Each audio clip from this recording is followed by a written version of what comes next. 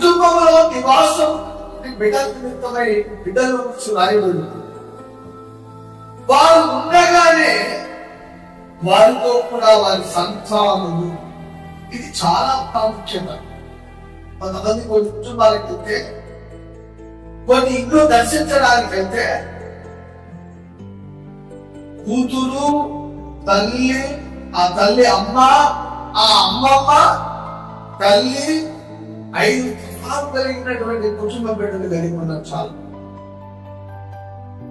నిజంగా మన జీవితంలో నేను అడుగుతా ఉంటామా, మీరు ఇంతగా ఆశీర్వదించబడడానికి, ఇంతగా బలవంతులు కావడానికి, ఇంతగా మీరు దీవించబడడానికి కారణం ఏంటి అంటే వాళ్ళు అంటారు, యెహోవాయే మా బలము అంటారు.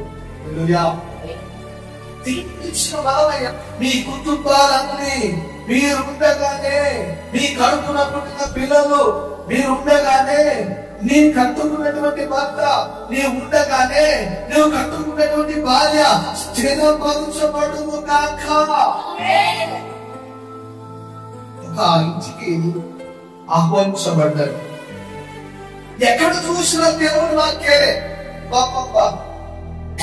ఎక్కడ చూసిన దేవుని వాక్యే. ఆమె బెడ్రూమ్ లో ఒక మాట రాసుకుంది, ఏమో తెలుసా, నీ దేవుడైన యెహోవా నిన్ను స్వస్థపరచును గాక అని రాసుకుంది. నిజంగా ఒక సేవకుడే కదా, నీ మేలు కోరినటువంటి సేవకుడిగా చెబుతున్నాను, ఆయన బలమును గ్రహించును గాక, ఆయన నీ కుటుంబాన్ని స్థిరపరచును గాక. భార్య భర్తలు అడిగిన, కుటుంబాలు అడిగిన, అయ్యా నా కుటుంబం బాగుపడాలైనా, నా కుటుంబం బాగుండాలయ్యా, నా కుటుంబం బాగుపడాలయ్యా, నా భర్త బాగుండాలయ్యా, నా భార్య బాగుండాలయ్యా, నా పిల్లలు బాగుండాలయ్యా. ఎవరిని ప్రశ్న వేసిన ఇదే ప్రశ్న. అందుకే ఓ కుటుంబ సభ్యులాగా, అందుకే బైబిల్లో ఒక మాట ఏమన్నా తెలుసా, నీ కుటుంబం ఆశీర్వదించబడాలి అంటే, నీ కుటుంబం దీవించబడాలి అంటే, నీ కుటుంబము స్థిరపరచబడాలి అంటే, నీ కుటుంబము